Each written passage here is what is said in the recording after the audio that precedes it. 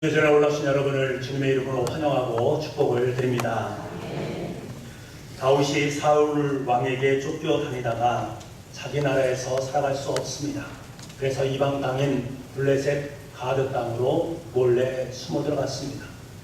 그런데 급기야 그의 정체가 칼과 나무로 말미암아서 급기야 미친 사람의 행세를 하면서 누구도 근접할 수 없는 왕의 대문짝을 긁적거리고 침을 질질 흘리고 있는 상황입니다.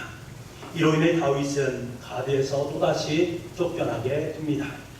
다윗은 다시 유대 땅으로 숨어 들어오지만 예루살렘 성까지는 가지를 못합니다. 중도의 아둘람이라는 굴에 머물게 됩니다. 재미있는 것은 이 아둘람이라는 지역은 어린 다윗과 골리앗이 승부를 벌였던 엘라 골짜기와 아주 가까운 곳에 있습니다. 아둘람이 언덕 기슭에는 샘이 솟는 좋은 우물이 있었기 때문에 지금 다윗이 숨어 있기에는 가장 안전한 곳입니다. 다윗은 이 지역을 잘 알고 있었고 갑작스러운 사울의 군대에도 대항할 수 있고 숨을 수 있는 안성맞춤 지역입니다. 나아가 골리앗을 물리친 기억을 생생하게 되살리면서 사기를 짐작시킬 수 있는 장소입니다. 그런데 이곳에 다윗의 형제들이 몰래 숨어 들어왔습니다. 이들은 사울에게 보복을 당할 위험에 놓여 있었기 때문에 황량한 사막으로 피신한 것이 가장 안전하다라고 여겼기 때문에 이곳으로 들어왔습니다. 그리고 이들과 함께 피난길에 오른 사람이 있었는데 그들은 통치권의 법을 어긴 범법자들이거나 아니면 사울의 눈밖에 나서 숙청 대상자로 지목된 사람들이었습니다. 이들에 대해서 2절은 뭐라고 말하는가? 환난당하는 자, 빚진 자, 마음이 원통한 자라고 표현하고 있습니다.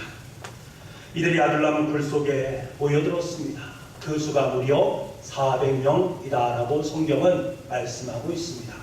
왜 이들이 아둘람으로 몰려들었을까? 여러분, 거기에 다윗이 있었기 때문입니다. 하지만 이 다윗의 형편은 좋지 않은 형편입니다. 모든 것을 다 잃어버렸고 사울을 피해 전전긍긍하게 됩니다. 이방 땅으로도 도피할 수 없고 이스라엘 땅으로도 도피할 수 없는, 그래서 어쩔 수 없이 광야 동굴에서 숨어서 살아갈 수밖에 없는 형편이었습니다. 다윗 또한 자신을 찾아온 도망자들과 별반 다르지 않는 신세였기 때문에 그들을 책임질 수 있는 형편이 아니었습니다. 하지만 사람들은 그런 것과는 전혀 아랑곳하지 아니하고 다윗에게로 몰려들었습니다. 다윗을 향한 결단을 했습니다. 다윗이라면 광야 동굴이라도 좋다. 내가 다윗과 함께라면 죽음이라도 두렵지 않다 하는 마음을 그들은 품었던 것입니다. 여러분, 이들은 가슴속에 원통함을 안고 있는 사람이었고 억울함을 갖고 있는 사람들이었습니다. 빚진 채 살아가는 사람들이었고 눈물에 담겨있는 인생을 살아갔던 사람들입니다. 게다가 사울의 복종을 원망하면서 증오의 마음을 한껏 마음속에 품고 있는 사람들이었습니다. 이런 마음을 품고 다윗을 찾아왔다면 그들이 머물고 있는 그 아둘람 굴은 어떠했겠는가? 살기와 증오심, 한이 서려 있는 곳, 그것이 바로 굴속이 아니겠습니까? 서로 모여서 어떻게 하면 원통함을 풀 수 있을지, 어떻게 하면 이 억울함을 풀 수 있을지, 어떻게 하면 이 종을 풀 수 있을지 함께 서로 의논하는 장소가 아둘람 굴이 아니었겠습니까? 사실 작은 동굴에서 400명이나 모여 산다는 것은 결코 쉽지 않은 것입니다. 생활하기에 불편함이 짝이 없습니다. 먹거리도 충분하지 않습니다. 죽음이 엄습해 오고 있습니다. 여차하면 싸울 준비가 되어 있었고 여차하면 가슴속 옹어리가 터져나올 준비가 되어 있는 한이 서려 있는 그들의 모습입니다. 그런데 여러분, 계속해서 성경을 유심히 살펴보시기 바랍니다. 이들이 그 동굴 속에서 그동안의 서러움을 보상받으려고 분노하거나 한스러움을 한탄하는 모습을 볼 수가 있습니까? 하늘을 원망하면서 서로의 잘못을 비난하면서 왁자지껄하고 있는 그들의 모습을 볼 수가 있습니까? 찾아보십시오. 찾아볼 수 있습니까? 없습니다. 똑같은 상황이었지만 다윗의 아들 압논이 자기 이복 누이 동생이었던 다말을 좋아했습니다. 급기야 여차저차해서 그녀를 성폭행하게 됩니다. 이 소식을 들은 다말의 오빠인 압살롬이 암몬을 죽이게 되고 이 사실을 안 다윗의 아버지 다윗에게 노여움을 사게 됩니다. 그러므로 말미암아서 예루살렘에서 추방을 당하게 됩니다. 추방당한 곳이 바로 그술이라는 지역입니다. 이 그술 땅에도 다윗에게 많은 사람들이 몰려온 것처럼 그곳에서도 압살롬을 추종하는 많은 사람들이 몰려들었습니다. 그런데 그들의 분위기는 어떠했습니까? 압살롬의 무리들은 어떻게 하면 다윗 왕을 살해야 할 것인가? 음모를 꾸리는 장소로 그술 땅을 이용했습니다. 어떻게 하면 이스라엘 백성들의 마음을 다윗 왕에게서 멀어지게 할 것인가 논의했고, 왕과 백성 사이를 이간질을 하기 위해서 함께 모의를 벌이는 관계의 장소였습니다. 이 모든 것이 압살롬이 도망간 장소인 그술 땅에서 있었던 일입니다. 사실 그 땅은 압살롬이 회개하고 반성할 수 있는 기회의 장소였습니다. 하지만 압살롬은 그 일당들과 함께 음모와 술수를 꾸미는 장소로 바꾸었고, 보복과 중후심이 불타오르다가 급기야 모두가 망하고 말았습니다. 여러분, 우리는 동일한 고난의 선상에서 어떤 이웃을 만나는가, 어떤 사람을 만나는가 하는 것은 대단히 중요합니다. 어떤 분들은 정신앙생활을 할 때에는 아름다운 신앙 고백을 합니다. 하나님께 예배하는 것이 너무나 달콤합니다. 하나님을 찬송하고 하나님께 영광을 올려드립니다. 하나님의 은혜를 받음으로 말미암아 감격하면서 매일매일 기쁨의 찬양을 부릅니다. 그런데 어느 시간이 지나고 나면 점점 예배의 자리가 자꾸자꾸 뒷자리로 물러서게 됩니다.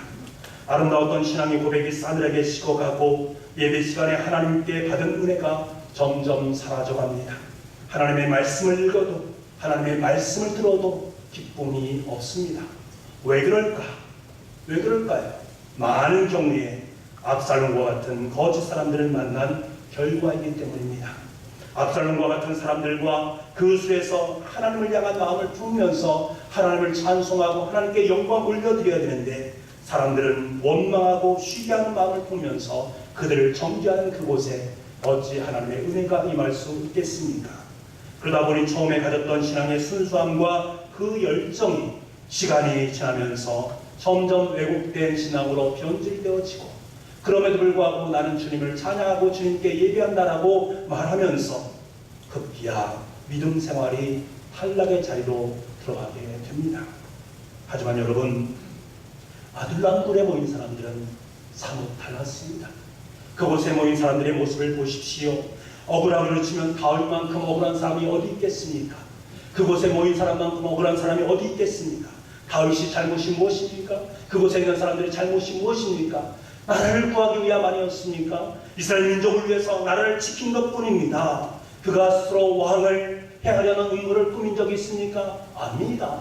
도리어 사울을 돕기 위해서 사울이 잘못했음에도 불구하고 여전히 사울을 이해하고 사울을 돕기 위해서 애를 썼습니다. 그런데도 다윗은 전혀 원망이 없습니다. 우리는 시편 37편 1절과 2절 말씀에서 다윗의 마음의 고백을 들을 수가 있습니다. 악을 행하는 자들 때문에 불평하지 말며 불의를 행하는 자들을 시기하지 말지어다. 그들은 들과 같이 속기 매임을 당할 것이며 푸른 채소와 같이 쇠잔할 것이미로다. 악을 행하는 자들 때문에 불평하지 말며 불의를 행하는 자들을 시기하지 말라. 다윗은 원망하지 않았습니다. 불평하지 않았습니다. 시기하지 않았습니다. 그러면 아둘람굴에서 그들은 과연 무엇을 한 것입니까? 그들의 모습을 보십시오. 그들은 하나님을 찬양하고 하나님을 예배하고 있습니다. 여러분, 이것이 바로 다윗의 위대함입니다. 다윗은 너무나 잘 알고 있었습니다. 지금 자신과 함께하고 있는 사람들이 얼마나 억울한 삶을 살고 있는지, 얼마나 복수심에 불타있는지를 그는 잘 알고 있었습니다. 하지만 다윗은 이들의 억울함과 복수심을 사람에게로 돌리는 것이 아니라 하나님을 향해서 인도하고 있다는 사실이 중요합니다. 그들이 도리어 하나님을 예배하면서 찬송할 수 있도록 이끄는 다윗의 모습을 보십시오. 이들의 찬양 소리가 들려오지 않습니까? 시편 57편 1절과 2절은 이들의 찬양 소리를 우리에게 이렇게 들려주고 있습니다. 하나님이여, 내게 은혜를 베푸소서, 내게 은혜를 베푸소서. 내 영혼이 주께로 피하되 주의 날개 그늘 아래에서 이 재앙들이 지나가기까지 피하이다. 내가 지존하신 하나님께 부르짖으며 곧 나를 위하여 모든 것을 이루시는 하나님께로다. 여러분, 이것이 다윗이 하나님에 대해서 따지는 것입니까? 아닙니다. 예배하는 것입니다. 더 나아가서 계속되어지는 7절 말씀에 보니 그들이 예배를 드리는 중에 하나님을 향해서 뜨거운 마음의 결심을 하고 있는 그들을 만나게 됩니다. 그들의 고백입니다. 하나님이여, 내 마음이 확정되었고 내 마음이 확정되었사오니 내가 노래하고 내가 찬송하리이다. 결단입니다. 지금 다윗은 진퇴양난의 매우 위험한 상황 속에 놓여 있습니다. 그의 생명을 노리는 사울왕의 군대가 위협하고 있고 사울의 죽음의 창끝이 눈앞으로 다가온 상황입니다. 그 절체절명의 위기 상황 속에서 그들은 결단을 하고 있습니다. 제가 전에 이 말씀을 드릴 때 여러분께 확정이라는 단어가 참 중요함을 말씀드렸습니다. 확정, 기둥을 세운다라는 뜻입니다. 여러분, 기둥은 유동함이 없는 것입니다. 기둥은 흔들리는 것이 없는 것입니다. 어떤 상황이 몰려온다 해도 기둥은 변함없이 곧게 그 자리에 서 있습니다. 다윗과 그의 일행은 지금 마음으로 확고하게 기둥을 세우고 있습니다. 지금 상황은 죽음의 그림자를 맞이하는 위기 상황이지만 그럼에도 불구하고 하나님을 향해서 기둥을 세우겠다, 어떤 상황 속에서도 하나님을 예배하며 찬송하겠다라는 결단을 이솔은 마음속에 품었습니다. 그러한 결단을 했습니다. 그 결단이 그들을 예배의 자리로, 찬송의 자리로 이끌었던 것입니다. 표준 세번역으로 이 본문을 보게 되면 다음과 같이 번역이 되어집니다. 하나님, 내 마음은 흔들림이 없습니다. 하나님, 진실로 내 마음은 확고합니다. 내가 가락에 맞추어 노래를 부르겠습니다. 여기서 여러분 두려움을 느낄 수 있습니까? 근심을 느낄 수 있습니까? 불안을 느낄 수 있습니까? 신앙의 자리에 대한 염려가 있습니까? 전혀 없습니다. 결단하셔야 합니다. 하나님을 향해서 우리 인생의 기둥을 세울 수 있어야 됩니다. 여러분, 살아가면서 우리를 가장 피곤하게 만드는 것 중에 하나가 무엇인가 하면 바로 결단이 없는 것입니다. 아니, 결단을 하되 그 결단이 작심삼일로 끝나는 것입니다. 우리를 더욱 약하게 만드는 것이 결단해야 할 때 결단을 내리지 못하고 우물쭈물하는 것입니다. 우리는 통상 인생에 있어서 중요한 것은 속도가 아니라 방향이다라고 말을 하곤 합니다. 맞습니다. 방향입니다. 방향을 설정했다라는 것은 무엇을 말합니까? 방향을 세우는 것, 그것은 너무나도 중요한데 그것은 과연 무엇을 말합니까? 과감하게 결단했다라는 것을 의미합니다. 내 마음이 이제 마음이 확정되었고 그곳을 향해서 내가 달려가겠다라는 결단의 의지가 방향을 설정했다라는 뜻 속에 담겨져 있습니다. 사도 바울은 빌립보서 3장 13절과 14절 말씀에 이렇게 자신의 결단을 고백하고 있습니다. 우리 한번 같이 한번 읽어보겠습니다. 빌립보서 3장 13절 14절입니다. 시작. 형제들아, 나는 아직 내가 작은 줄로 여기지 아니하고 오직 한 일, 즉 뒤에 있는 것을 잊어버리고 앞에 있는 것을 잡으려고 표대를 향하여 그리스도 예수 안에서 하나님이 위에서 부르신 부름의 상을 위해서 달려가노라. 아멘. 여러분, 사도 바울은 자신의 인생의 방향을 설정을 했습니다. 어디에서 설정한 것입니까? 감옥 안에서 설정했습니다. 당장 내일이라도 형장의 이슬로 사라질 것 같은 장소, 바로 감옥의 장소에서 그는 이 사실을 고백하고 있습니다. 소망이 없는 그곳에서 결단을 고백하고 있습니다. 하나님께서 자신에게 주신 사명에 표대를 꽂고 그곳을 향해서 질주하고 있습니다. 생명까지 내어놓으면서 자신의 인생을 그곳에 질주하고 있습니다. 그 표대를 향한 질주의 방향은 옳았습니다. 그리고 결단은 과감했고 그 결과는 하나님의 영광이 그의 삶 속에 드러났습니다. 여러분, 내가 방향을 설정한다는 것은 우리 인생에 또 다른 의미를 주지 않습니까? 다른 여러 방향을 모두 포기한다는 것을 의미합니다. 내가 한 남자를 사랑한다는 것은 무엇을 말합니까? 다른 이 땅 속에 있는 30억의 남자들을 포기한다는 것을 의미합니다. 내가 한 여자를 사랑한다는 것은 무엇을 말합니까? 이 땅에는 무수한 여인들, 30억이나 되는 여인들을 다 포기하고 오로지 한 여인을 선택하는 것입니다. 얼마나 위대한 결단인지 모릅니다. 여러분, 혹시 부부가 이 자리에 나오셨다면 여러분, 고백할 수 있어야 됩니다. 당신은 30억 명을 포기하고 선택된 나의 가장 아름다운 존재입니다. 이러한 고백을 올려드릴 수 있어야 됩니다. 혹시라도 사랑하는 남편이 아내가 이 자리에 없으면 오늘 집에 가셔서 고백할 수 있기를 원합니다. 여보, 내가 당신을 선택하기 위해서 300억 명을 30억 명을 포기했어. 당신이 나에게 가장 소중한 사람이요 라고 고백할 수 있는 여러분 될 수 있기를 원합니다. 아내 소리가 잘하는 모습을 보니까 그런 결단의 고백을 하시기 바랍니다. 여러분, 우리의 문제가 무엇인가? 우리는 때로 결단을 하긴 하지만 다른 것을 포기하지 않는 것이 우리의 문제입니다. 내가 여호와께 내 마음을 확정했다는 것은 인간적인 계획, 인간적인 가능성, 그 모든 것을 포기했다는 것을 의미합니다. 그리고 오직 하나님을 내 인생의 표대로 삼았고 하나님을 바라보았고 하나님만을 신뢰하면서 오직 한 방향 하나님에게로만 나아가는 것을 의미합니다. 우리는 것을 믿음이라고 말하지 않습니까? 믿음은 무엇입니까? 다른 것을 포기하는 것입니다. 하나님을 선택하는 것입니다. 내 인생을 하나님께로 달려가는 것입니다. 생명을 내어놓으면서까지 말입니다. 누가복음 9장 51절 말씀에 보면 이런 말씀이 있습니다. 예수께서 승천하실 기약이 차감해 예루살렘을 향하여 올라가기로 굳게 결심하시고, 여러분 이때 굳게 결심했다는 말이 대단히 중요합니다. 이만 원래 목에 깁스를 했다는 것입니다. 다시 말하면 목을 다른 방향으로 돌릴 수 없도록 만들었다. 오직 한 방향으로만 바라볼 수 있도록 만들었다라는 것입니다. 목에 깁스를 하신 분들을 보게 되면 다른 방향을 바라보기 위해서 그냥 이렇게 돌릴 수 있습니까? 없습니다. 몸 전체를 돌릴 때에 다른 방향을 바라볼 수 있는 것입니다. 이것이 바로 굳게 결심했다라는 뜻 속에 담겨져 있는 의미입니다. 예수님께서는 지금 예루살렘을 향해서 굳게 마음의 결심을 했습니다. 깁스를 했습니다. 왜 그런가?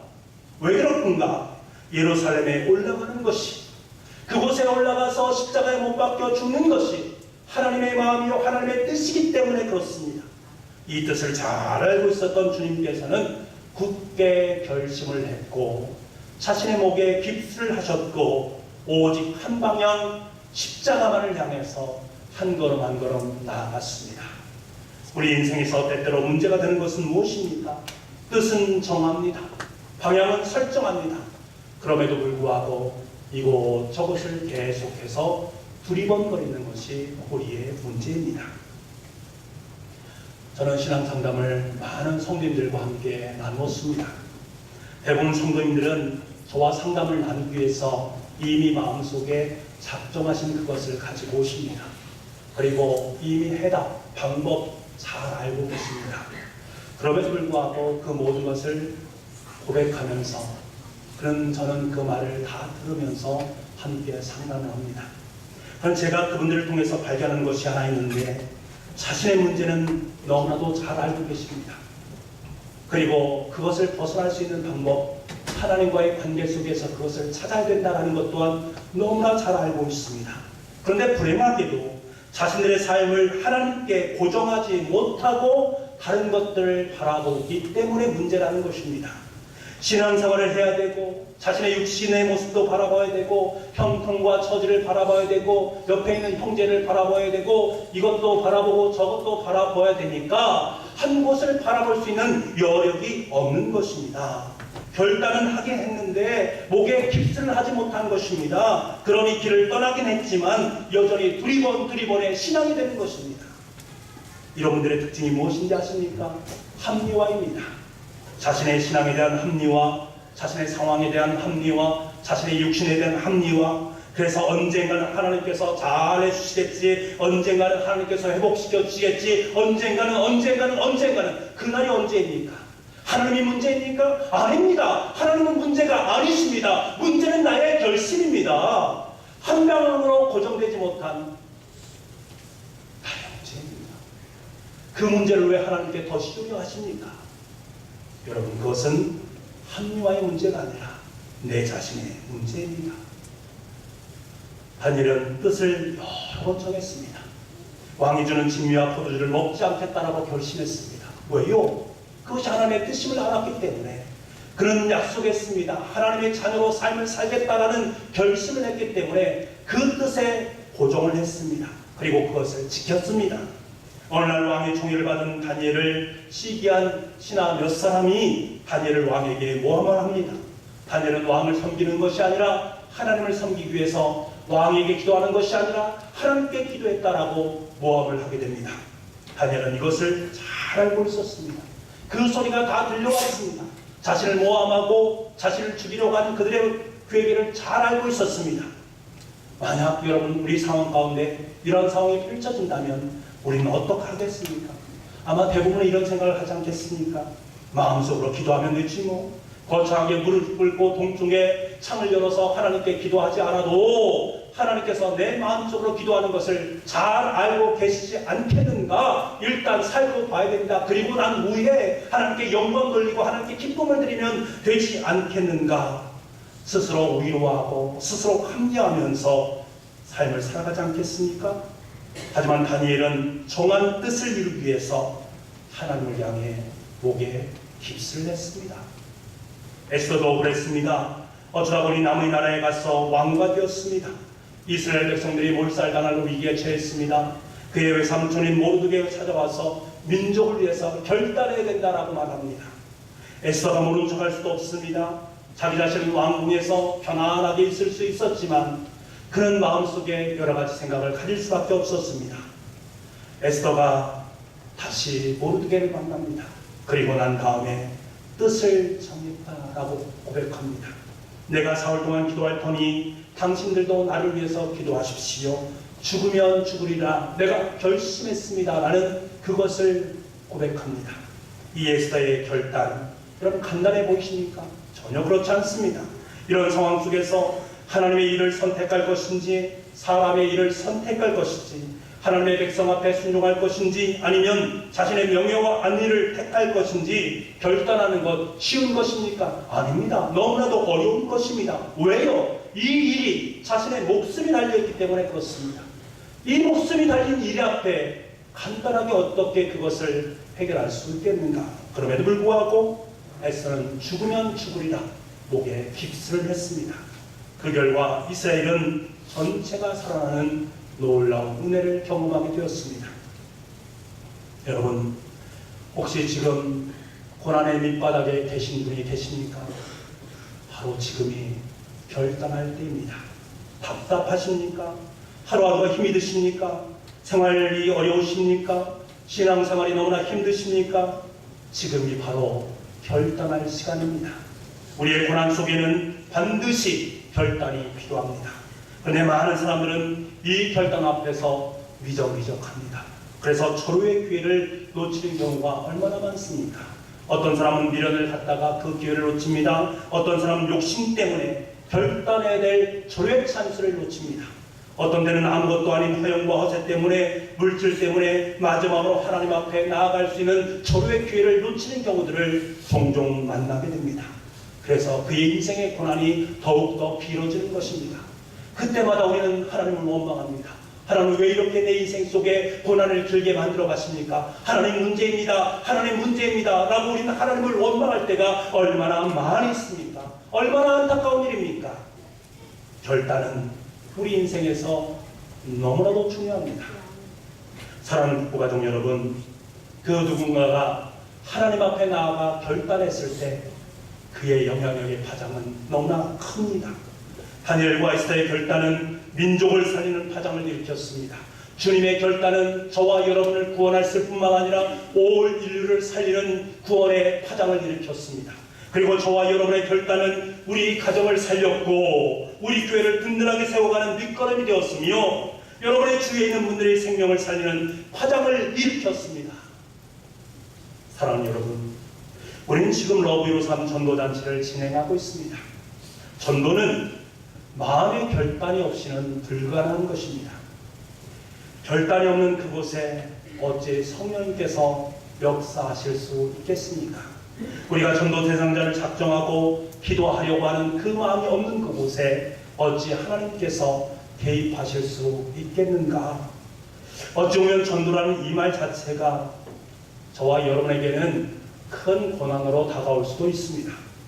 다윗이 아둘람 굴의 위기 속에 처한 것처럼 전도란 말만 들어도 답답한 심정을 마음속에 품는 분도 계십니다. 전도라는 말만 들어도 또 전도야 지긋지긋하다라는 생각을 머릿속에 되뇌이는 분도 혹시 있을 수 있습니다. 혹시 여러분 중에 그러한 생각을 품고 계십니까? 그럴 수 있습니다. 그럼에도 불구하고 또다시 우리는 러브유삼 전도 잔치를 갖습니다. 왜 그렇습니까? 왜 그렇습니까? 바로 주심의 지상명령이요 우리 아버지의 마음이 그곳에 있기 때문에 그렇습니다. 한 영혼을 살리는 것이 하나님의 마음이기 때문에 그렇습니다. 자기 아들을 십자가에 죽이시면서까지 이루시기 원하시는 것이 바로 생명을 살리는 일이었기 때문에 그렇습니다. 그래서 주님께서는 저와 여러분에게 무엇이라고 명령하고 계십니까? 땅끝까지 복음을 전하라. 온 유대와 사마리아 땅끝까지 이르러서 내 증인이 되라. 내가 십자가에서 죽었고 내가 너를 위해서 부활했다라는 이 놀라운 소식을 전해라. 증인되어라 라고 우리에게 말씀하고 있습니다. 증인된다는 것은 무엇을 말합니까? 순교자와 같은 것을 의미하는 단어가 바로 증인 속에 담겨 있습니다. 죽으라는 것입니다. 주님을 위해서, 주님의 복음을 위해서. 왜? 생명처럼 그렇게 귀하고 귀한 것이기 때문에 예수 그리스도의 생명을 죽이시면서 우리에게 주신 생명을 머금고 있는 너희라면 그것은 하나님의 뜻이요 하나님의 마음이요 하나님 아버지의 모든 심장이 그 속에 담겨져 있다는 것을 우리에게 말씀하고 있습니다. 여러분, 이것을 우리가 안다면 우린 결단하지 않겠습니까? 우리의 결단이 그곳을 향해야 되지 않겠습니까? 저는 2010년 케이프타운에서 열린 로잔 대회에서 북한을 탈출한 18살의 이 남자아이의 간증을 책으로 읽으면서 너무나 감동했습니다. 참 부끄러웠습니다. 그리고 마음속에 결단을 했습니다. 그의 이야기입니다. 간증을 들어보십시오. 아버지는 북한의 고위 요직에 있었지만 탈북해서 중국으로 도피했고 어려움 속에서도 복음을 들고 예수님을 만났습니다. 안타깝게도 중국에서 성경을 배우던 중 공안에 체포되어 북송되고 말았습니다. 그곳에서 엄청난 고통을 당하셨지만 아버지는 다시 탈북에 성공했고 선교사님의 도움으로 드디어 한국에 갈 수 있는 기회를 얻었습니다. 하지만 아버지는 한국에 가지 않았습니다. 스스로 북한으로 들어가셨습니다. 북한 동포들에게 피 묻은 십자가의 복음을 전하기 위해서였습니다. 저는 아버지가 체포되어서 처형을 당했다라는 소식을 들었습니다. 저는 앞으로 외교를 공부한 다음에 길이 열리면 북한으로 들어가고 싶습니다. 남북한의 화해와 통일을 위해 일하며 북한에 하나님의 사랑을 전하고 싶습니다. 아버지가 그랬던 것처럼 저도 하나님의 복음을 위해 삶을 드리고 싶습니다. 그곳에는 많은 사람들은 아버지가 그랬던 것처럼 저도 하나님의 복음을 위해서 삶을 드리겠습니다. 이것을 어떻게 듣겠습니까? 하나님 아버지께서 십자가에서 자기의 사랑하는 아들을 죽이시면서까지 우리를 사랑하시는 그 복음을 나도 내 생명을 다해서 전하겠습니다. 이것으로 듣지 않았겠습니까? 이 간증을 듣고 약 4,000명의 참석자들이 깊은 감동을 얻었습니다. 구원의 소식을 온 세상에 전파해야 된다는 마음의 각오를 다시 한번 다지는 그러한 시간이 되었습니다. 여러분, 이 간증이 진정성이 없어 보이십니까? 한 아버지의 결단이 아들의 마음의 파장을 일으켰고 그 아들로 인한 로잔대에 속한 모든 사람들의 마음속에 감동과 결단의 마음을 불러일으키는 파장을 일으켰습니다. 사랑하는 성도 여러분, 오늘 이 시간 마음의 결단을 하나님께 고백하십시다. 십자가의 복음을 위해서 다시금 북한으로 들어간 아버지의 결단이 저와 여러분의 결단이 될 수 있기를 간절히 소망합니다. 아버지의 뒤를 이어서 결단하는 한 소년의 결단이, 한 소년의 삶의 결단이 저와 여러분의 결단이 될 수 있기를 간절히 소망합니다. 여러분, 세상은 복음이 필요한 것입니다. 영적으로 어둠에 속한 이 세상에 하나님의 구원의 소식이 너무나도 절실히 필요하다는 사실입니다. 누구를 통해서? 저와 여러분을 통해서, 저와 여러분을 통해서 하나님의 복음을 전하기를 원하시는 그 주님의 심장, 그 주님의 십자가, 그 속에 담겨져 있는 의미, 여러분 기억하실 수 있어야 됩니다.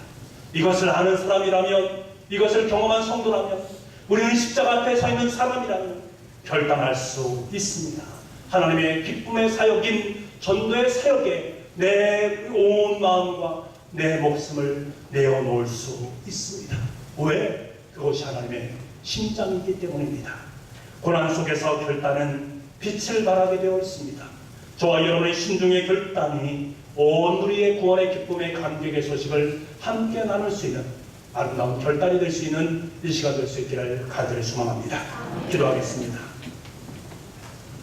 아버지 하나님, 한 아버지의 결단이 아들의 마음에 파장을 일으켰고 또 로잔대에 속한 많은 사람들의 마음에 감동과 결단을 주었습니다. 예수 그리스도의 십자가의 죽으심이 우리의 삶 속에 들어왔고 그 죽으심이 하나의 파장이 되어서 우리 입술을 통해서 세상으로 나아가 복음을 전하게 됩니다. 우리의 생명을 내어놓기를 원합니다. 아버지 하나님, 우리의 생명을 주님께서 기쁨으로 받아 주었듯이 우리가 세상으로 나아가 주님의 복된 복음의 소식을 나눌 때에 그것이 바로 하늘 천국이 될 수 있는 은혜를 경험할 수 있도록 주님 역사하여 주옵소서. 세상은 복음이 필요한 곳입니다. 영적으로 어두워진 저한 이 세상 속에 하나님의 구원의 좋은 소식을 나눌 수 있는 우리 모두가 될 수 있도록 주님 은총 허락하여 주옵소서. 모든 말씀을 예수님의 이름으로 기도하옵나이다.